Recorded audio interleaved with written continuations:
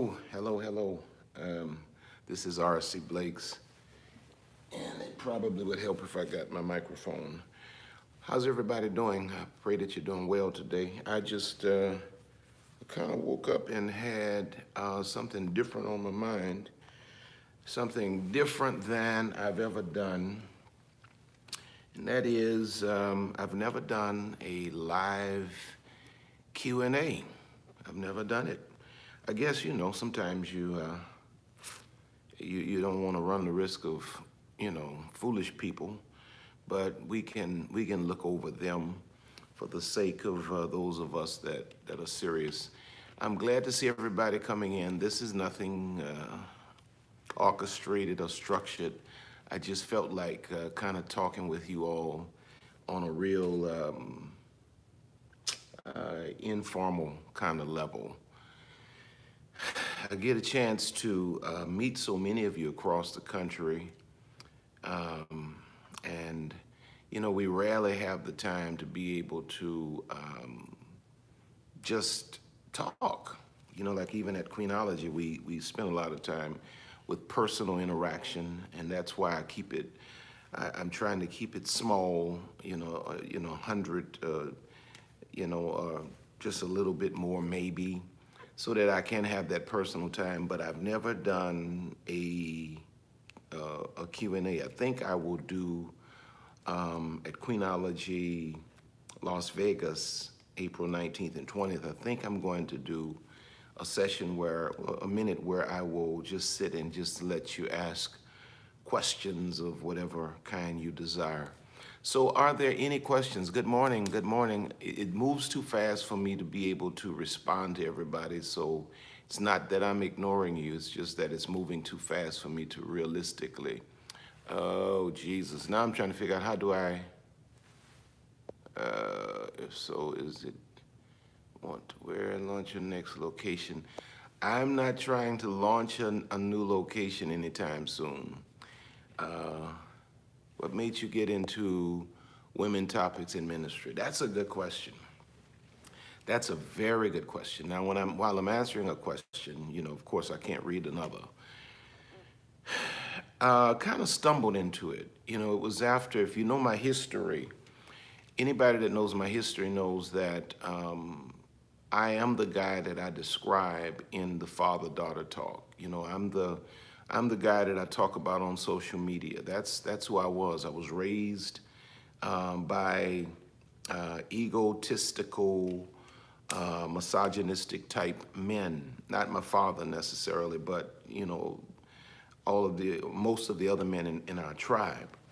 And so I grew up to be that guy, and I hurt and broke a lot of women. And so when God really got a hold of me, I was a teenage father at 15, just to kind of let you know where I came from. And then God calls me to preach at 17, which is very, very young. And of course, I didn't want to do this. I didn't feel qualified to do this. I felt like my lifestyle was a major contradiction, which it was. But God changed me. Long story short, God changed me. And when God changed me, he began to rectify all of the broken aspects of my character up to that point. And then I got married to Lisa, first woman in my life that I've ever been faithful to, and we've been married now.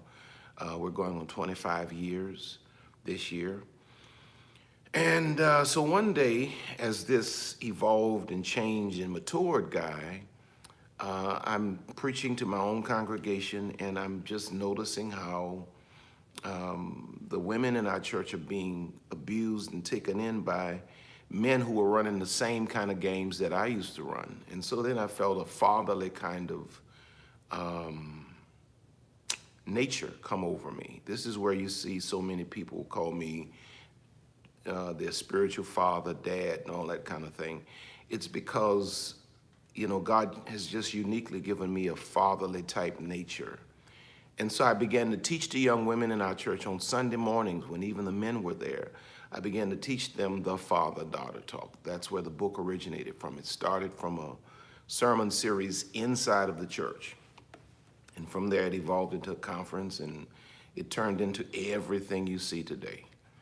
And so when I got into it, I thought I was just, going to teach for a month and kind of help the daughters in my house get their minds right. And the world caught a hold of it. And I realized that nobody's teaching women this. Natural fathers are not teaching their daughters this. And pastors are not teaching their spiritual daughters this. And so it wasn't something I chose to do. It certainly is not something popular to do. But it's meeting needs, and it's changing lives. And so I didn't choose it. It kind of chose me, my ministry to women. It chose me. And so I've just said yes, and I've been amazed at the impact worldwide. I've been amazed at the impact. I really have. And a lot of times people say, well, are you going to ever do anything for men? I have. I've done a thing called the Manhood Academy, but I have a vision for doing something on a greater scale, even for men, that will bring the two together. And as much as I'm working to generate queen consciousness in women worldwide, there's a vision that God is giving me to simultaneously help the brothers that desire to be helped. Because unfortunately, men don't typically, or are not as readily available to be helped. And so I think that has discouraged me and a lot of other leaders, because men just don't typically respond. But I believe that now, due to the impact that queenology is having, and queenology is just the evolution of the father-daughter talk, there are a lot of brothers that are curious now and really kind of want to hear. So that's the long Baptist preacher answer to how I got into ministry to women. All right, any other questions? Pastor, why do so many men break down women? It's because, that's a very good question. It's because now, and listen, and I'm not saying this in condemnation of the brothers, because again, I was that guy. And my honest answer to that is men break women down because men are broken. And men are broken intentionally. Society raises us to believe, watch this, society raises the man to believe you're the king of the castle, which he should be, but not just in title. Queenology, everybody says, even though we've always had this thing about I'm the king of the castle, nobody's ever kicked against that. When I came out with queenology, I didn't coin the term queenology, but the movement queenology, a lot of kickback saying, oh, there's no such thing as queens, but nobody kicked against there being such a thing as kings. And it's because we raise our daughters, when you think about even from little kids, going back to the question, why do so many men break so many women? We raise our daughters, we give them dolls, we give them houses, easy bake ovens or whatever. We train them from little kids that your role in society is to help and to serve others, which is not a bad thing. But that is not the woman's primary role. We give our sons footballs, doctor uniforms, or whatever, which is an indication of what? You're important, search for your purpose for being. Daughters serve everybody else, sons search for your purpose for being. And then inside of the family structure, daddy teaches the boy, you're the man, you're the man, you're the man. If it's a single parent at home, usually headed by mother pampers and dotes over the little boy. Society tells him he's the man, I'm the king.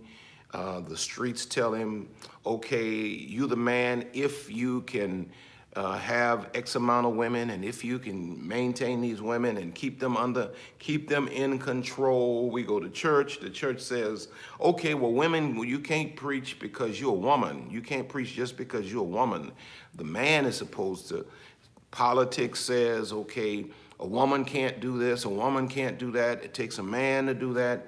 And so what has happened is that We are training our daughters to primarily be empaths while we're training our sons, and they say that narcissists are created in parenting.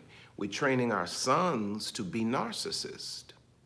And so even if a man is not a narcissist, a classic, narcissist, he has a lot of narcissistic tendencies that have been handed down to him through social conditioning. And so what he's learned about being a man, a great part of that, consciously or subconsciously, is break the woman down, have your woman in control. Don't allow your woman to rise. This is why brothers have a struggle with their wife, the two shall become one. They have a struggle with the other part of themselves making more money. It's because society has trained us that the only way you're the man is that you're in control, that you have your woman in control, you can talk to your woman any kind of way, and that you make more money and that you outdo your woman. When the reality is the greatest compliment to the quality of the man is the quality of his woman.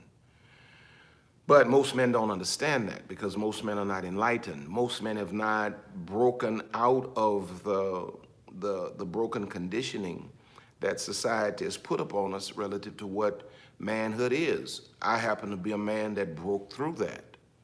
And so now I don't view the woman as I don't view my wife or a womanhood as my competition.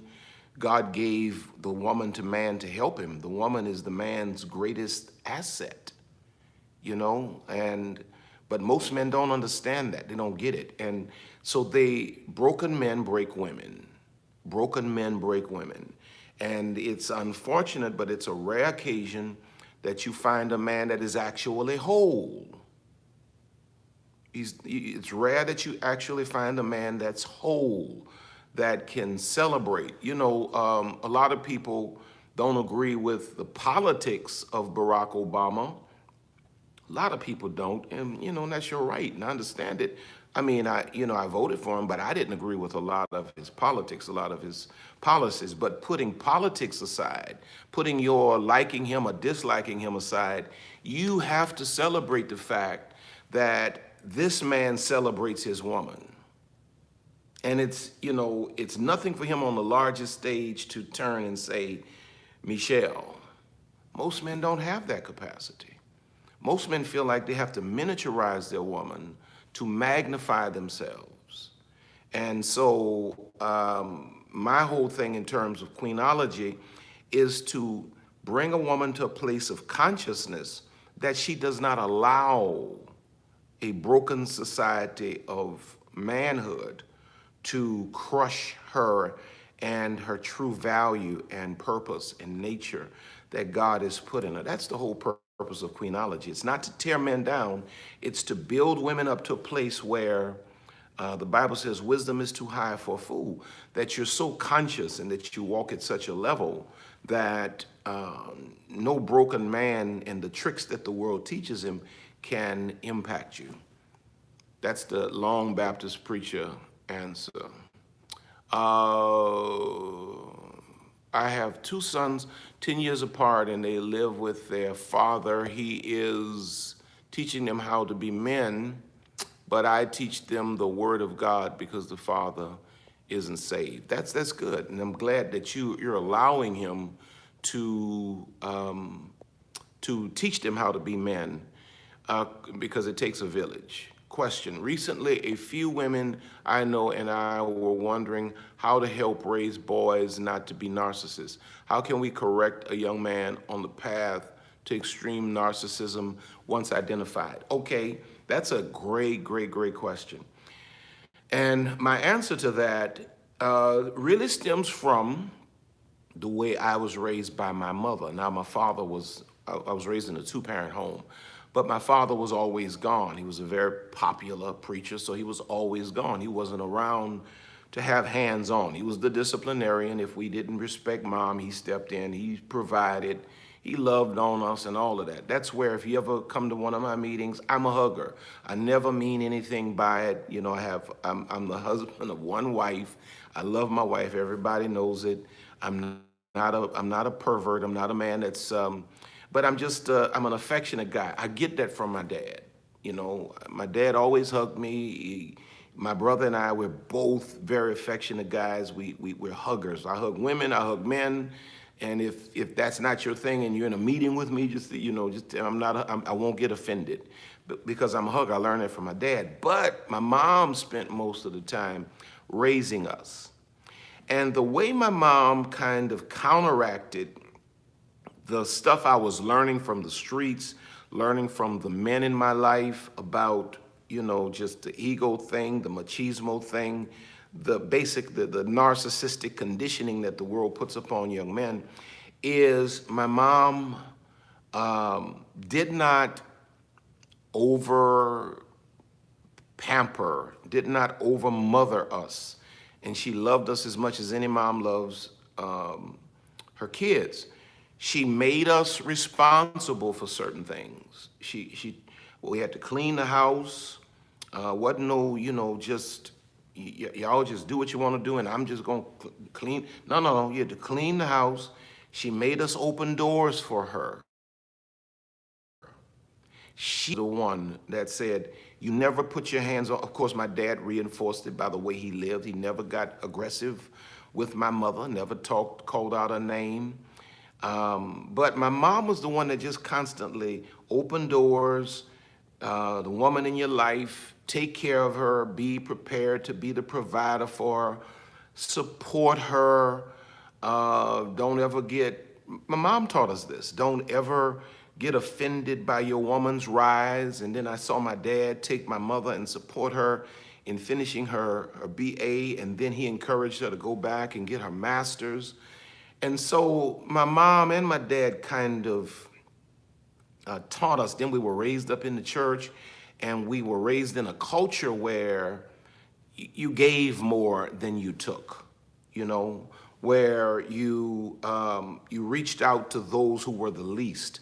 We were raised up in that. But my mom drove the ship. And when you have a son, it's important that, because the thing you have to understand about sons is this.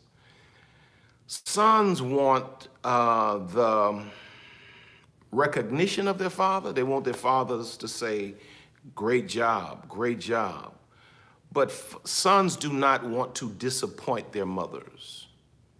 And so sons are more sensitive to the feelings of their mothers than mothers actually realize. He puts on a hard shell, but he does not want to disappoint his mother. So anything that you become serious about and become emotional about, he will take seriously. And so when you start looking at the way he deals with his sisters or his female cousins, if he's talking to them crazy or if he's not handling them gently, you check that. You check that. You constantly check that. And then you bring balance between, you know, it's natural for a mother to want to just, you know, just love on her little boy. It's natural. It's natural. I get it. I have 3 girls and 1 boy. My wife, it's a natural thing for her to take my son. He's home from college right now. It's a natural thing for her to just overdo it on him, you know. But I think it's important at the same time that you balance that with making him understand that the world does not revolve around him. And it's really as simple as that. When you start seeing this narcissistic behavior in him, you check him, you know, I mean, with a real assertiveness. This is not the way you live, brother. This is not the way you do this. And you enforce rules, and you give him tasks and responsibilities. You expose him. Hopefully you're in a place where you have a great church or some kind of spiritual leader, if not a spiritual leader, some kind of coach that can teach him what manhood is really about, which starts with what? Giving. The first thing Adam did for humanity was he gave of himself. God took his rib to create his woman. That's the first lesson of manhood. Teach him how to give. And you can steer him. And if you pour those lessons into his subconscious and even his conscious mind, as he gets older, they will surface. And when he has thoughts that disagree with the values that have been put in him, he'll realize it. And the Bible says, train up a child in the way he should go, and when he's old, he won't depart from it. He may, veer off, but he'll come back to the values that his mother has established in him. Never had a man do anything that hurt me, so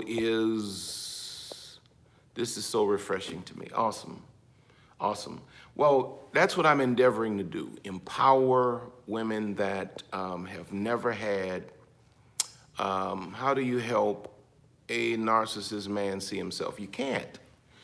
You really can't. You cannot. And that's an unfortunate truth. And the reason you can't, again, let me say this, whenever I start dealing with the narcissism thing or the narcissist thing, I have to say that I'm not a therapist, I'm not a counselor, I'm not a psychologist, I'm just a pastor and a man. But I'm studying this stuff, and I see this stuff every day in church, as a pastor and as a leader. You cannot really get a narcissist to see himself or herself, because the actual term comes from the Greek mythology. I think the brother's name was Narcissist, and he looked into the waters and he saw his own image and he fell in love with himself. And the reason you cannot get a narcissist to see himself is because the only thing he's looking at is himself. He's not looking at, nor is he paying attention to anything or anyone outside of himself. And so the only thing you can do for a narcissist is not be impacted by him or her, and not allow them to shipwreck your life and leave them in the only person whose hands are strong enough to deal with them, and that's God. Now, psychologists say that there's no hope for a narcissist, and I get it. I understand why psychologists say that, but I'm not a psychologist, I'm a preacher. And so my perspective is always spiritual. And so I believe, that the only one that can help a narcissist is God. And I believe that, with God, all things are possible. But that being said, it's not your job to hang around and let this person destroy your life while you're so-called trusting God for their deliverance. No. You need to trust God for your deliverance and move on with your life and leave them in the hands of God and pray that God does what he's going to do for them while you move on. I mean, literally move on with your life, because this person will destroy everything about you from your, I meet people who have literally post-traumatic stress disorder, can't function socially, are disabled, can't even go to work, have been wrecked financially, socially, have been, it's nothing to play with. And this is why I teach it so heavily, or I'm studying it and I'm sharing what I'm learning, because it's nothing to play with. See, when I was at my worst, I was a little egomaniac, I would say, with a lot of narcissistic tendencies. But I was never a narcissist. I was never a person that had no empathy. I felt bad about what I did, and then I grew up, and then I felt so bad about it that I wanted to change. But a narcissist does not have that capacity. And so the only thing you can really do for a narcissist is find your exit strategy. And that looks different on different levels. If you're married to one, it's a lot different than if you just started dating one. Very different, of course. You have to find, but you can't help a narcissist see himself. Okay. Any other questions? Question: do you think women should lie and play games to get a man pastor? I think you're asking me, should women lie and play games to get? Okay. I got you. No, indeed not. No, indeed not. Because then, if you lying and playing games to get a man, it's not going to work, because it's built on a false, phony foundation. If a man can't handle your truth, a lot of women lie and play games. Okay, I'll just stick to the lie part, because they're trying to cover up their truth. They don't want a man to really know their truth, so they lie and they present false personas, and all that kind of thing. But if a man can't handle your truth, he's not man enough for you. That's my opinion. No, so no, be honest, be upfront, you know. How do you feel about single women adopting children? Do you feel that it would be healthy for a child? I'm 35 and tired of waiting on a husband to have a child. Hey, I'm different than a lot of these overly religious, spiritual, just so deep people that, don't want to embrace the realities of society. I think it's an absolute wonderful thing. One of my spiritual daughters, I mean, very close to me, is in the process now of trying to adopt. She's about your age, and she's trying to adopt a little girl. She has the little girl right now, and so they're going through the process, and she's trying to adopt the little child. I mean, I guess I won't say all that because sometimes people, fly off the handle, but they're medical opportunities as far as I'm concerned. And people say, well, why would you go and consider the medical possibilities when you need a two-parent home? Most people are not raised in two-parent homes. And it doesn't mean that a person comes out dysfunctional just because they don't have a biological father present.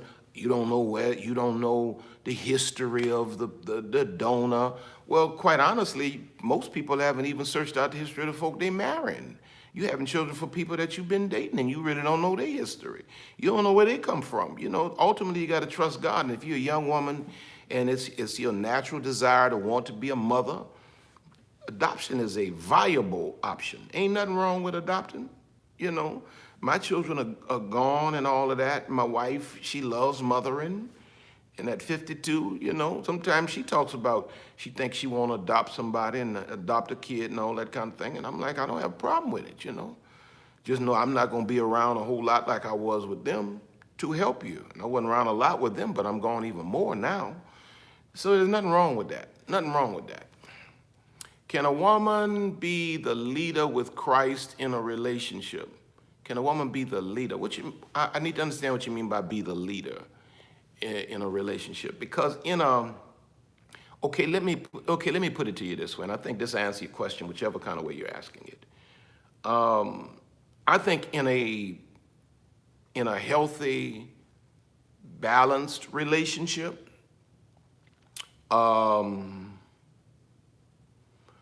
man and the woman are leaders. I believe that God designed the system for the man to be the head of the home, which means he's the governor, the manager, so to speak.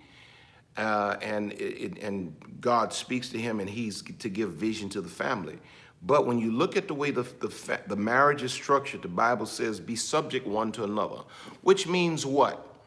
A woman should never marry a man that she has to lead. Well, a woman should not marry a man that she has to lead. But a woman should marry a man that is big enough to let her lead when it's viable for her to lead. Why is that necessary? God has not given the man everything. There are things that I'm gifted at that my wife is not gifted at, and there are things that she has that I don't have. When it comes up to something that she has that I don't have, you know what I do? I step back and I let her lead. But I'm man enough to let her lead. I think a woman has to marry a man that's big enough to accommodate her and not be intimidated by all that she is. But you should never marry a man that you have to lead, that he's just a follower. Never marry a man that's a follower. He's a half-grown man. You need a full-grown man that is a natural leader, but at the same time so secure within himself that he can respect the leadership capacity of his woman and be able to step back and let his woman lead when the situation suits her gifts, her talents, her abilities. So yeah, a woman can lead.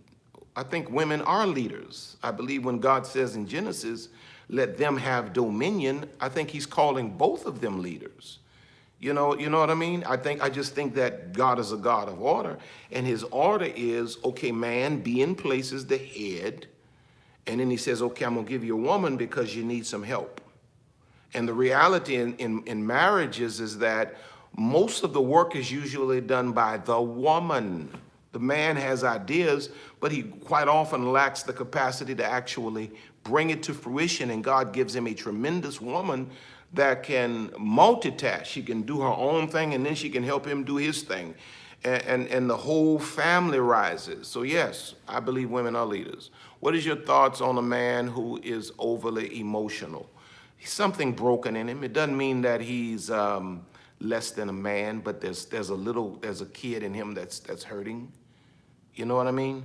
There was a time that I would have said, he's a punk, he's a, he ain't a man. That's not true. That's not true. Because some of the most physically aggressive and violent men I know are very, very, very emotional. Fact about it, when you see these guys in the street that are quick to go physical, it's because they're overly emotional. And they're overly emotional because there's a little boy that is hurting, that is broken, that they have not freed. You know what I mean? Now, is he a healthy choice for a relationship? Maybe so, maybe not. You have to be able to determine that for yourself. Can you tolerate, can you help him? He has to be willing to get help, because a man that's overly emotional quite often is a man that's not cerebral or spiritual. He's not using his mind, nor is he following the lead of his spirit. So it impairs his ability to lead a family and to lead a woman at times. But a man that's overly emotional, I view him as a victim that needs to be freed from some kind of pain. What was that? Can a woman that grew up without a father be able to love? Well, I'm married to one. My wife, Lisa, she grew up, she was, okay, her testimony is her testimony. She shared it in part, but she grew up in a home where her father sexually molested her. Her father kidnapped her from Jamaica, took her from her mother, brought her all the way to Canada. Mother didn't know where she was, and then proceeded to sexually abuse her. Her uncles abused her sexually.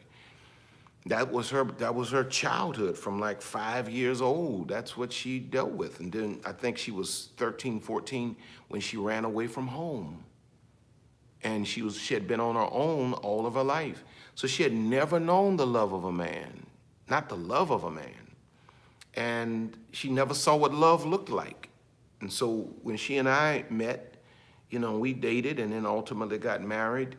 There are a lot of things that I had to be patient and I had to teach her. It wasn't that the love wasn't there, it was that she didn't trust the world. It was that the pain of her past was impairing her present potential.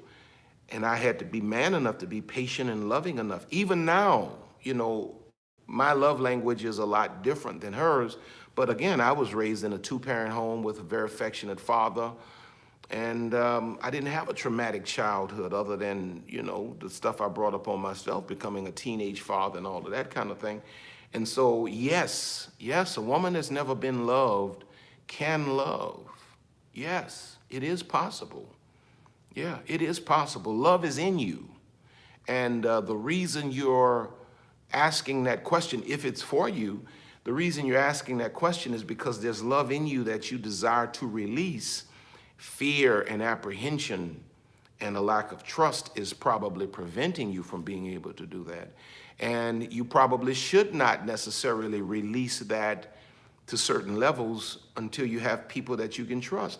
But you have to learn to exercise your love muscle. And that is love people just enough. Give away enough love to people in general, in church, job, society. Give away enough love that give only away as much love as you can afford not to get back without being crushed. And so you grow and you exercise it just like that. You exercise it just like that. It's like investing. Never invest more money than you can afford to lose. Never love more than you can afford not to get back without being crushed. And then eventually God will bring somebody into your life that will love you so much that you'll begin to drop that guard and you learn how to love completely. All right, I'm getting ready to go, and we're getting ready to bring our grandchildren out. Boys can't go co-parent with narcissist mind. Mental health is ruined. Advice for single 17 and 9 boys can't. co-parent with narcissist. My mental health is ruined.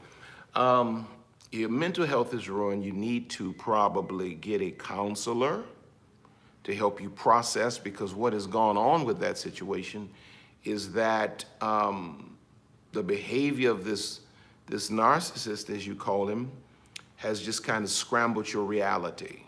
And so now what you need is somebody to unscramble your brain, because you've been made to feel like you're absolutely crazy. You have made more deposits into this situation and you've gotten nothing back. So what's going on now is that you're empty.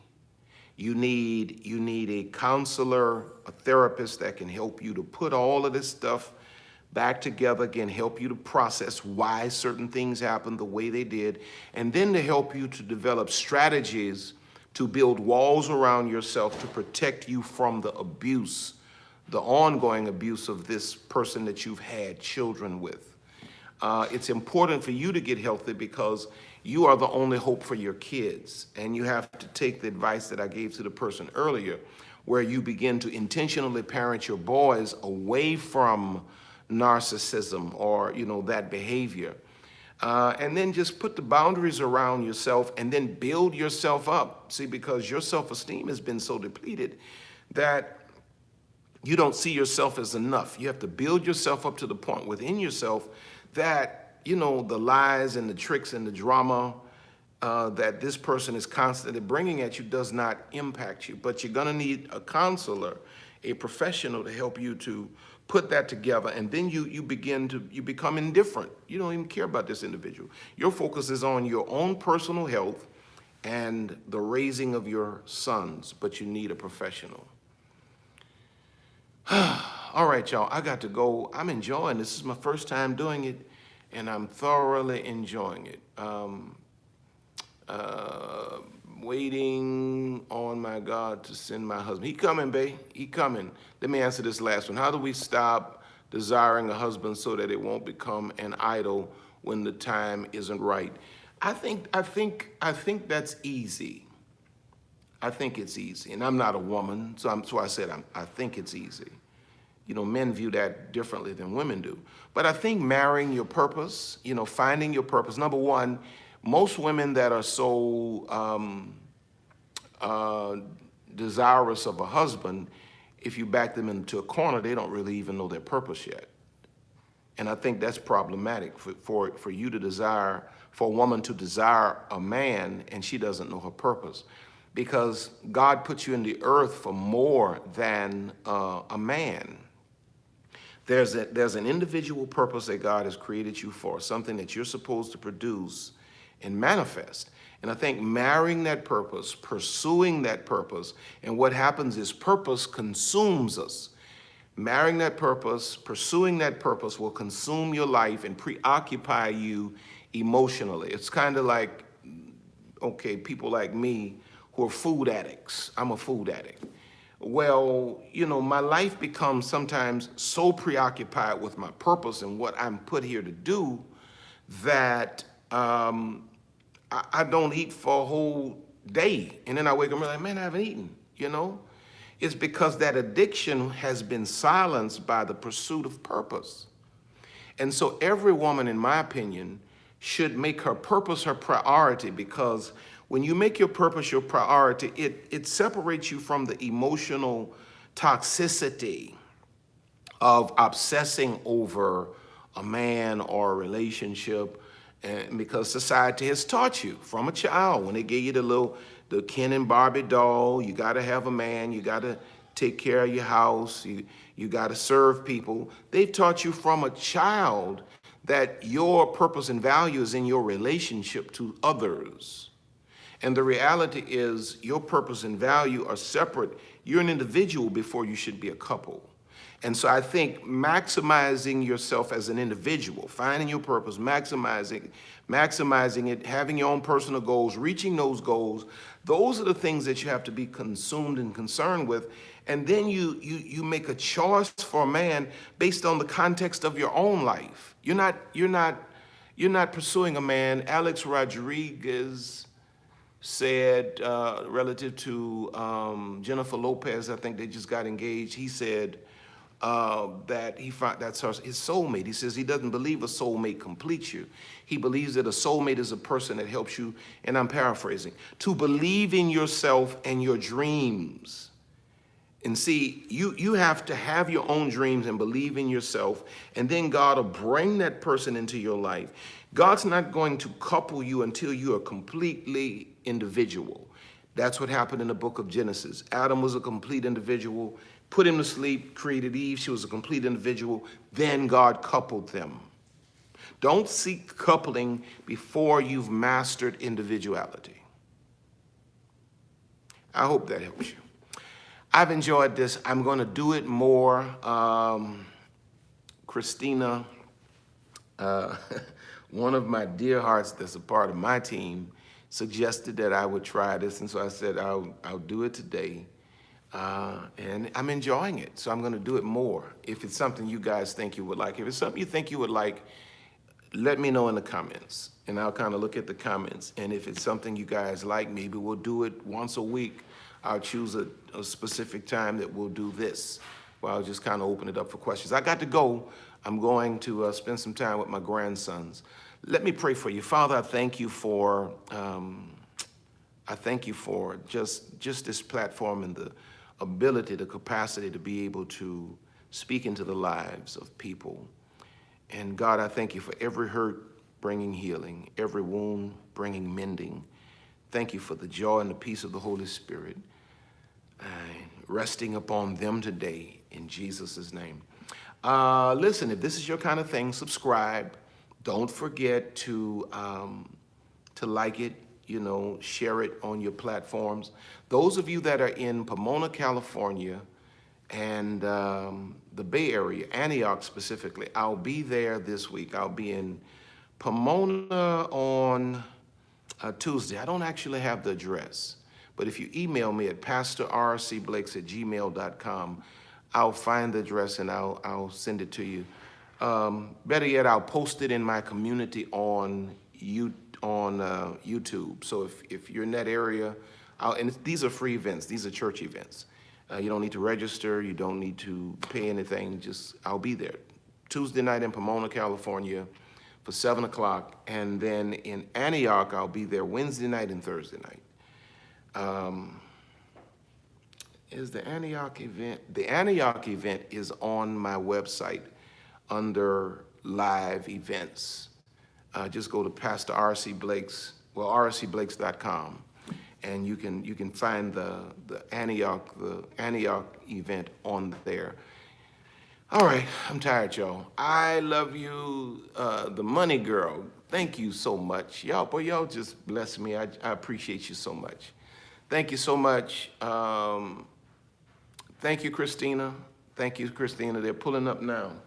Actually, I'm getting off here just in time because they were going to come in making a lot of noise. I mean, a lot of noise. All right.